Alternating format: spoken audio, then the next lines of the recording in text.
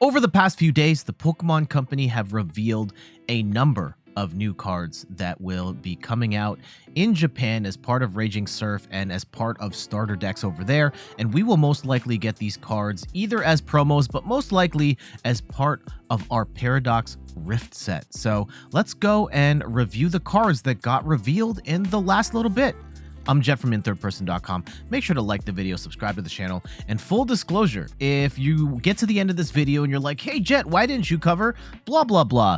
It's because I'm recording this a little early. It's the holidays. I wanted to compile all of this stuff here, but I am recording this a couple days before the video goes live, so forgive me if I missed out on the absolute latest card that is going to break the game that you already know, but current Jet does not. But there are some good cards that we need to review here. For example, Gholdengo EX. It's a stage 1 metal type Pokemon. It has 260 HP to retreat, and it's got the ability bonus coins. Once during your turn, you may draw 1 card. If this Pokemon is in the active spot, draw 2 cards instead. Without having to discard anything, you just get a card, and getting 2 cards because it's in the active is great because it's going to spend a lot of time in the active. Thanks to its move, Make It Rain. For only 1 metal energy, it does 50 damage, and you discard any number of basic energy cards from your hand. This attack does 50 damage for each card discarded this way. This is a move that basically gives you uncapped damage, and the great thing about Gholdengo EX is that it's not that hard to fill up your hand with a whole bunch of energy. There are a bunch of cards in the format that help you get energy, such as the Parasol Lady lets you grab 4 energy from your deck and just put it into your hand. That's an instant 200 damage right there. You've got energy retrieval that lets you get energy from the discard pile, gets 2 of those. Superior energy retrieval, you discard 2 cards, you get 4. Or Letter of Encouragement. If one of your Pokemon gets knocked out, you can go and grab 3 energy from the deck. So there are a ton of ways to load your hand up with energy cards for you to discard and let it rip with Gholdengo. I'm really excited because we haven't had a good metal attacker in quite some time.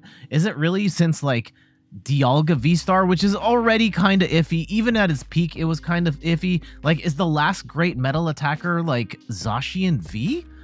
I don't know off the top of my head, but Gholdengo seems to be the real deal, and I am excited to play with it once it is out in this next set. Hoopa EX is a Terra card. You cannot snipe this when it's on the bench. It is a fighting type Pokemon, but it's powered up with dark energy. It's a little bit of a weird pairing, dark and fighting type. I guess it does give dark decks something against colorless Pokemon. You will be able to hit stuff like Arceus for weakness, which isn't so bad, and that actually pairs really well with the first attack, Energy Crush, for 2 dark energy, does 50 damage for each energy attached to all of your opponent's Pokemon in play. This can be a great way to punish your opponent who runs an energy heavy deck, which is something like Arceus, which floods the board really quickly. You can bring in a Hoopa and just smash. Even if you're not hitting the Arceus for weakness, you can still punish some of their other attackers with big damage after, let's say you've got 3 energy on the Arceus and 3 energy on a Giratina or something. This Hoopa can come in and just obliterate the Giratina V-Star with the energy already on it. So that's very cool. The problem with this card, energy acceleration's a little weird. Yes, it uses dark energy, but you can't use Dark Patch. And yes, this is a fighting Pokemon, but you can't use Gutsy Pickaxe. You're going to have to find another way to charge this up, whether that is manually attaching it or Energy Seal, which is coming up in Pokemon Scarlet and Violet 151, or a Raihan or something. But this is a card that is going to be a little weird to charge up, but if you can get this rolling, I do think there are some interesting applications for this. As for the second attack, 200 damage, and you can't use it in the next turn, that's garbage. Let's just move on. Xatu is quite possibly my favorite card in this entire video because of its ability, Akashic Sense. Once during your turn, you may attach a basic psychic energy from your hand to one of your bench Pokemon, and if you do, draw 2 cards. Its attack is not very good, but we're going to focus on the ability instead because this ability is great. And if it sounds familiar, it should, because it's basically Underworld Door from Shadow Rider Calyrex VMAX. You attach an energy, draw 2 cards. However, it is better in a couple of ways. You can attach to any Pokemon, not just Psychic, which opens the door for different types of attackers that you could be powering up. This doesn't get stopped by Path to the Peak, unlike Shadow Rider, which kind of was always gimped by Path to the Peak being like the most popular stadium in the game, and being unchecked with Path to the Peak not affecting the Zatus means you can just kind of accelerate freely, which is amazing. And I guess the downside, Zatu's HP is way lower, and it does make your engine a little more frail, maybe even more susceptible to snipe damage, but the Zatus only lose one prize for each one that gets knocked out, so it's a little more of a low risk engine to put into your decks. And off the top of my head, seeing the Zatu card, I was like, this is the deck. And granted, the Zatu card actually comes with the Terra Mewtwo EX in Japan in that starter deck, which is what it's meant to do. The Mewtwo EX, this 2 energy attack here, is 10 damage plus 30 damage for every psychic energy attached to all of your Pokemon. And so yeah, Zatu is the perfect energy accelerator for that. But you could also slip in Mew EX into this deck as well, where you can just accelerate energy onto the Mew EX and then use genome hacking to copy your opponent's attack. I really like this on paper as a deck, and I think this is definitely something I'm going to play with in the future. Octillary has the ability Suction Draw. Once during your turn, when you play this card from your hand to evolve one of your Pokemon, you may draw 3 cards. Now, going to evolve and drawing up to 3, that's a really nice amount of cards. There might be some decks where drawing 3 without having to discard anything could be good. I don't necessarily think this is good enough, though, in the current meta. I don't know, maybe something like a Tinkaton could use something like this to build up that giant hand and smash for 1 billion damage with all of the cards in hand. I think it's not bad, but I just don't think it's good enough. And its attack, we're not gonna bother worrying about that because it's not particularly strong. Minun. So there is a new Plusle and a Minun, but we're actually going to talk about them backwards, and you'll see why in a sec. So Minun has the ability Buddy Pulse. If you have Plusle in play, whenever your opponent attaches an energy from their hand to one of their Pokemon, put 2 damage counters on that Pokemon. You can't apply more than 1 Buddy Pulse ability at a time, and its attack is garbage. We're really using it for the ability because it helps out Plusle, which for 2 colorless energy, damage plus does 10 damage, plus this attack does 10 more damage for each damage counter on your opponent's active Pokemon. So Minun, every time they attach to their attacker, they take more damage, which then increases the damage on Plusle's attack. But granted, 10 plus 10 more for each damage counter, this is not particularly good at all. Minior, I don't know this Pokemon. I did play Sun and Moon, which I think this is where this is from. Regardless, gorgeous card, absolutely gorgeous.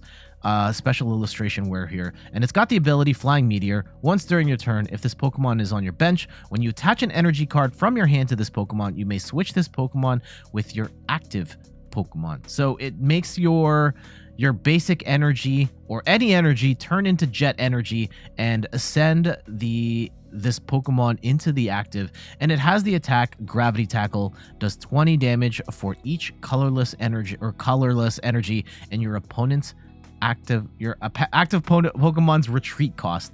So those big bulky Pokemon are going to be taking a big hit from this Pokemon here.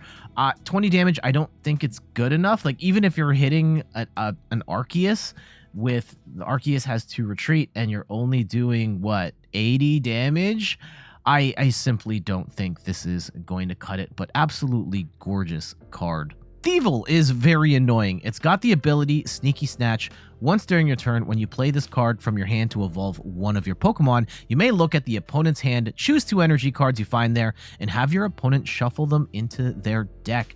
This is probably not going to see much play. Maybe it'll see a little bit of play in control decks, but for those who do decide to run this, I already hate you. because of how disruptive this card can be. I think there's probably a little too much of a liability unless you really want to troll, but there are players out there that do just want to troll, and a card like this could be right up their alley. Gengar has the ability Nightgate. Once during your turn, you may switch your active Pokemon with one of your bench Pokemon. Essentially free retreat. I mean, it's a nice ability to have. However, it is a stage 2 Pokemon, and I don't necessarily think it's worth building this up. I guess if you're playing a dark deck where you are running rare candy and you do need retreat, then maybe this becomes a little more valuable, but I don't necessarily see the need for this card. Chantal is a terrible trainer. You flip a coin. If heads, switch one of your opponent's bench Pokemon to the active spot. If tails, switch your active Pokemon with one of your bench Pokemon. So you have to flip a coin, and if it's heads, it's boss's orders. If it's tails, it's switch. I think tying those two specific functions to a supporter and a coin flip is absolutely awful, and I don't really see the use case for this at all. So I would not. This might be one of the worst trainers I have seen in quite some time. Parasol Lady is a little more useful. Shuffle your hand into your deck and draw 4 cards. If you go second and it's your first turn, draw until you have 8 cards instead. Shuffling your hand into your deck and drawing 4 cards, it's not great. No, we have like Youngster, shuffle your hand, draw 5 cards. So for that particular effect, it's still not a good card, and now you're drawing only 4 cards, which is worse. However, if you do go second and it's your first turn, drawing until you have 8 cards definitely sounds better, but I don't like. Then you also have to rely on getting Parasol Lady as your first supporter, and at that point, like, I would probably just play a Research or a Squawkabilly or an Iono. There's so many other trainer cards that I would be playing, or supporter cards I would be playing instead of Parasol Lady. And I understand the benefit of that. Shuffle, you don't have to get rid of anything, but then you have to rely on getting this on your first turn, going second, in order for you to see the full value of it. I just don't see I wouldn't do it. Last but not least, we got a look at some of the special tool cards for the ancient and future Pokemon, the Paradox Pokemon, from some upcoming collector boxes for Roaring Moon and the Iron Valiant's the other one. So we do have a good look at the Ancient Booster Energy Capsule here, which says the ancient Pokemon this card is attached to gets plus 60 HP, recovers from all special conditions, and can't be affected by any special conditions. Ancient Pokemon get quite the buff with this tool attached, and I mean, I can see a lot of ancient Pokemon running. This is just such a good tool with so many different benefits that, yeah, I would probably attach this to a whole bunch of my ancient Pokemon, unless I have some other specific use case. Plus 60 HP is awesome. As for the future one, we don't really get to see the full text because it's obstructed by the box. If someone can make it out, the future Pokemon this card cost and the attack opponent's active Pokemon resistance. So that's all we've got right now on this one. Maybe by the time you see this video, we've already got the full thing, but at the time of this recording, we do not know what this card does, but I'm very curious to find out. And that's going to do it for our look at the upcoming cards from Paradox Rift. I'm really excited for Gholdengo. I'm excited for Xatu. Is there any other cards in here that you are looking forward to playing? And do you think Gholdengo is the real deal? Let me know in the comments below. But for now, I gotta get going. Thank you so much for watching. You can find me on all the things: YouTube, TikTok, Twitter, and Instagram at InThirdPerson. You can find me on Twitch at InThirdPerson, where I stream the Pokemon trading card game every Sunday at 10 a.m. Eastern Time. And check out the website, inthirdperson.com, for more articles and videos on video games, board games, and other nerdy pursuits.